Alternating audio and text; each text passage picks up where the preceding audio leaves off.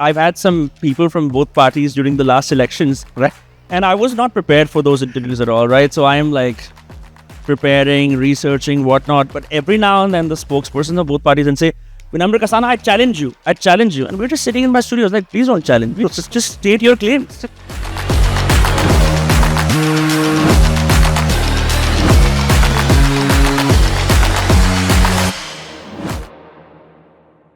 Jaipur Bytes, ladies and gentlemen, the official Jaipur Literature Festival podcast, where we try and peek behind the curtain of the creative mind and see what makes art happen.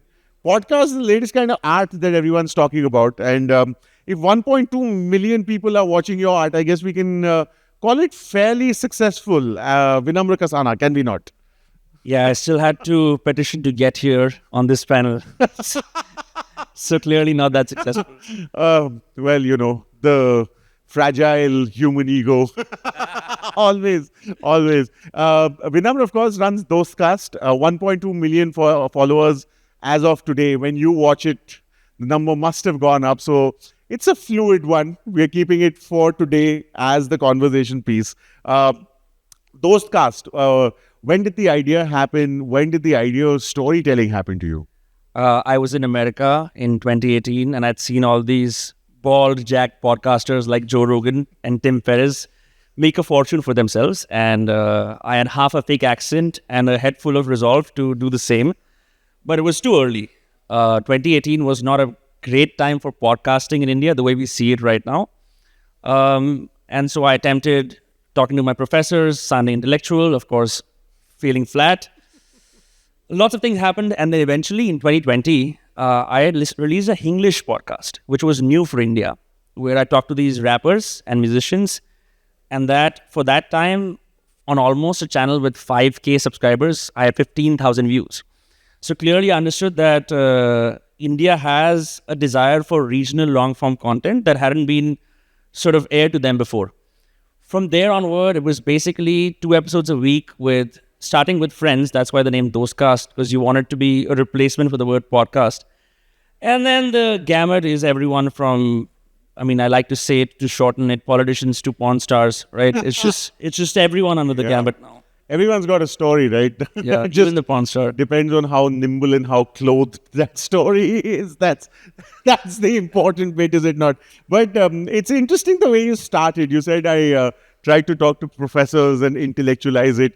There seems to be a little bit of a push against the very narrow definition of intelligence and intellectualism. If you put anything that remotely mimics intelligence, there seems to be a little bit of a pushback against it. Content as a general is a word. Would you agree that it's getting abused a little in its generic sense, so to speak? You mean the category intellectual content? Yeah. 100%. You've got people in their early 20s who've read a book on Nietzsche and they gave a 3-hour lecture on that. And there's enough people who are 16 years old who love that because everyone wants an internet dad, and India is like at the top of that right now. As far as intellectual content is concerned, I think what's changing now is most public intellectual scholars tend to be very dry, and then you've got these rage-baity, clickbaity experts that will drop proverbial wisdom, drop all kinds of things that can be packaged neatly into a short-form clip, which says exposed, revealed, roasted. It's all these negative verbs, which my team is a master at. We just cut clips out of context, and so the definition has become extremely loose. It's no longer essential to be an institutional intellectual. You can be a self-taught intellectual, do a bunch of geopolitical analysis about if China is going to attack tomorrow or if India is going to fight back against Pakistan. There you have it, 300K views, AdSense.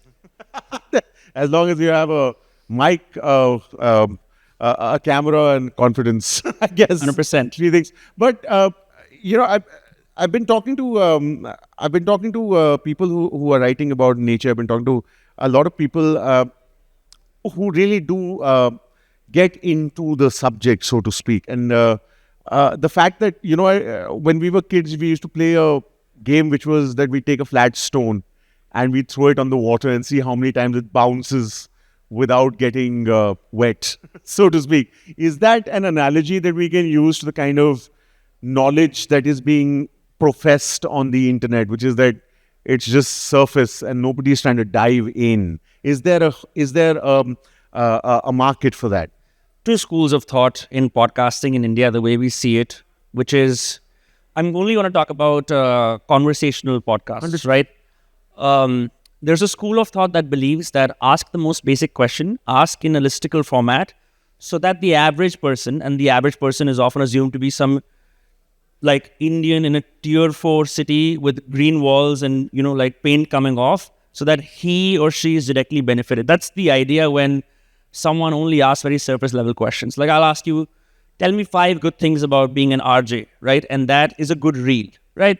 Now, if I take the other approach, which is I'm curiosity first, and we just sort of, with some structure, allow ourselves to dig deep and perhaps end up in a tangent we didn't expect. That's the other school of thought. There's also the fact that since you've already told people that I work for radio, shameless plug, I do. We have the luxury of not having to count. Radio is probably the only remaining media where you can't officially or tangibly count numbers. It's only a generic count, so to speak. I've interviewed a lot of podcasters who, after the interview, obsess about what they have said and how it will get viral or get the numbers. And it's always because, again, maybe I have the luxury of not having to care about those numbers, been a little worried about the fact that what was said is secondary to how it was said and how it will get the numbers. In my head, sometimes it feels like the essence of what is being said is lost because we're far too obsessed about how many people will listen to what is being said rather than what is trying to be said. Does that ever occur to you as what kind of a content creator are you? Are you the one who obsesses about the numbers, or is it that let me put content that I believe in out there and let's see what happens? Every single time you have idealism mixed with content, you suffer. That's just the honest truth. Because that's an absolutely wonderful thing to say, because that just encapsulates what happens, does it? Yeah. I mean, I want to have a deep dive conversation with the most famous jockey in India and spend 6 hours recording it. It's going to get the right people, perhaps even make me money and whatever. It's my interest. But the moment I get a quack who talks about why Pakistan is trying to sabotage your brain or why China is trying, I mean, it's just like, it's a quack-driven medium. Largely, that's mostly podcasting. As far as dashboards and numbers are concerned, it's like being a stock trader. You look at it all the time, it's going to make you go insane. So I have my team send me reports every week. I don't look at it because it forces you to change the polarizing nature of who you are. And you don't want that. You don't want to be someone that appeals to everyone all the time, because what you do is, as a consequence, you limit your personality. Then you just become a question asker. I believe what I do on Dostcast is I bring my life experiences, the little that I have, on the table. And if I take that away and I simply become a neutral voice that just asks questions, then you can do that anywhere else, right? Even AI, you can have your Grok AI or your OpenAI have a fictitious conversation between two legends. Where's the ahs? Sure, I understand that. But the question that I also have as a corollary to the question that I asked is that it is also something that's shaping opinion, that is shaping the way we react to things.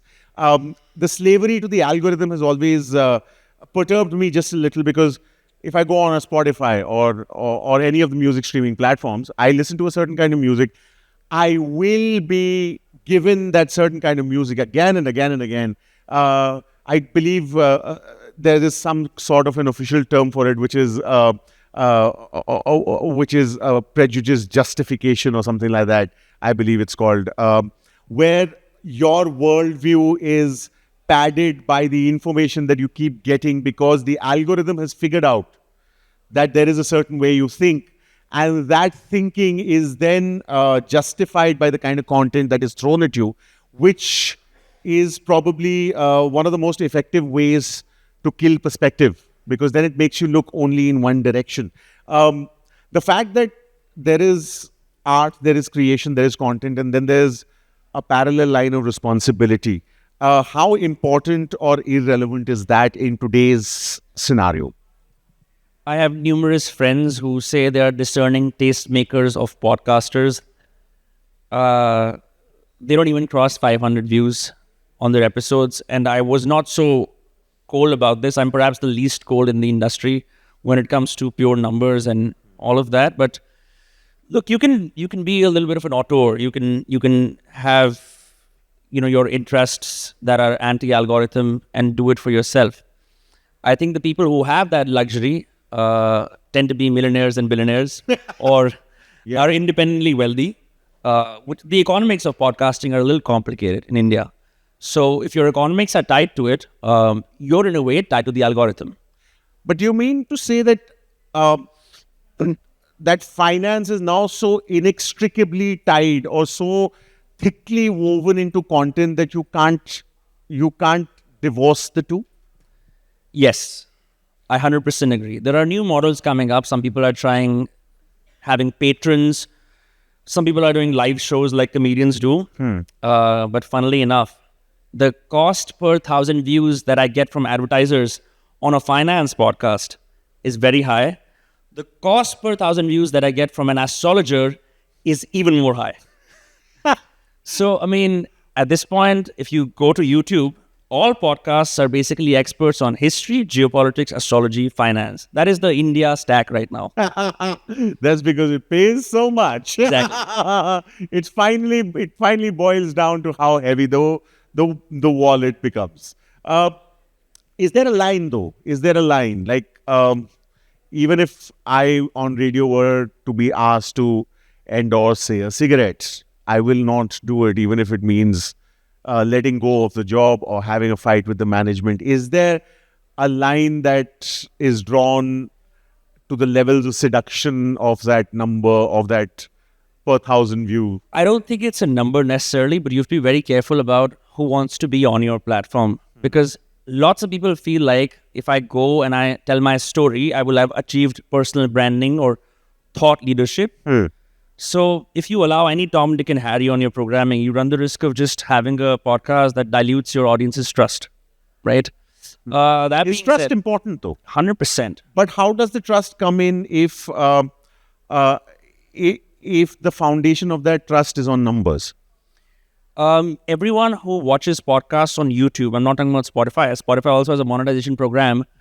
Knows that YouTubers make money from AdSense and ads, right? So the way to bypass that is to buy YouTube Premium, and then YouTubers still make money. Sure. In India, we don't have a third world of operations in podcasting. So podcasts are just looked at as long form YouTube videos. There's no independence that podcasters have in terms of monetization. Okay, let me put it another way. It'd be interesting to know how you define trust. So I would say trust is probably being a stooge for, say the cigarette lobby, right? Like I had someone from like a major cigarette company say, organically at the 7th minute, can you talk about how much you love the Gold Flake cigarette? I love the way organically comes into yeah. So I said I really love Gold Flake cigarettes. They're amazing. They've been a blessing in Himachal Pradesh whenever I'm there, right? But unfortunately, I cannot say that. In some strange way, you have to protect your speech, right? Because if you blur the lines between what is organic and what is declared paid promotion or sponsored, right? Then your audience is like, great, I like this guy. I don't always agree with what he says, but he brings interesting guests and generally he's got good intentions, and that's about it. But sometimes being a practiced contrarian, does it help? मैं practice कर ली, मैं तो ना बोलूँगा क्योंकि लोगों को अच्छा लगेगा. Yeah, I think those confrontation style of podcasts are really a phenomenon of mainstream media, because I've had some people from both parties during the last elections, right? And I was not prepared for those interviews at all, right? So I am like preparing, researching, whatnot. But every now and then the spokesperson of both parties and say, Vinamre Kasanaa, I challenge you. And we're just sitting in my studio. I was like, please don't challenge me. Just state your claims. Yeah, absolutely. State it and clearly. That's the important bit. But what is your process? how do you make your content? It's very easy to just see something in the world and see if you want to have someone who can talk about it. Authors are the easiest. Read the book, make it happen. And then every now and then I threw a curveball like that porn star. So his name is Nick Sindian. He shoots his porn abroad because here he'll be arrested. He does it in Hindi. He's got a bunch of Spanish actresses, a bunch of Hungarian actresses. He has them say some Hindi dialogue. He's very famous. He's a millionaire. But he went to IIM and he's from Varanasi. And someone like that, you can only interview if you're just like, let me just see what happens. Yeah. And that's the best part about my job. I quite agree. I mean, the fact that in India, even the idea of sex sells is wonderful because it is finally, as they say, the most enjoyment is had between the ears, which is the important bit, is it not? But finally, there's a lot of talk about saturation. There's a lot of talk about people going back to the static form. You very nicely put an analog camera in front of us, which takes photographs on a reel. There are people who are buying books. We are in a literature festival where people read books, which is quite lovely. What are your views about the saturation of content? India is still about 2 years away from getting to Substack, right? We're seeing that on Twitter right now where people are like, Twitter is so, it's so unhinged that I want to just be able to read long form writing. There's always content saturation. I think people in tier 1 cities talk the loudest about how much they hate it and they find something else. But if you look at it, tier 2, tier 3, tier 4 India largely still believes that the internet is a revolution where you can be infected with wonderful ideas. Without access, you can learn so much about the world. So it's the tastemakers and the change makers and the curators who say this. It's because their tastes are evolving. But largely, I think it's going to be a long time, at least I can speak about podcasting. Sure. Before people are like, I hate podcasts, I want to watch something else. Excellent. And finally, I mean, since this is about the internet, how about a bit of a listicle about how many Indias you found during your podcast? So I made a small little series with my best friend called Brotherhood, where we both turned 29 and some of our friends are married and it's just getting lonelier and lonelier. 29? Yeah. Married? Okay. I'm from Faridabad, Haryana. People marry early there. Cheers. So we decided to cover Rajasthan, just like 2,400 kilometers, 2 cars, a random bucket list. Something very interesting happened where right now on my YouTube channel, my highest demographic is Rajasthan. And that hasn't happened in the last 2 years. I had to make 1 4-episode series for the entire audience to be replaced by a brand new audience. Wow. Well, yeah. That's food for thought. That's what India is. Sometimes we tend to find a very convenient box in which to shoehorn these ideas. But for sharing your ideas so generously and so honestly, this has been quite wonderful. Vinamre Kasanaa is at Dostcast. If you haven't tasted his content, you might want to because... well, he's shown that he's honest, at least in conversation. You could check out if he's honest in the content as well. That's up to you. We don't tell you what to do. We just tell you that there exists something that can be done. And for doing this so wonderfully, honestly, Vinamre, we'd like to thank you very, very much. Cheers, man. Thank you so much. Had a blast. That's Vinamre Kasanaa, ladies and gentlemen, on the Jaipur Bytes podcast. Everyone's got an opinion. You can share one in the comment section. Like, share, subscribe, whatever it is that you want. But yes, if it did trigger thought, maybe just give it a little time to brew. Thank you for watching.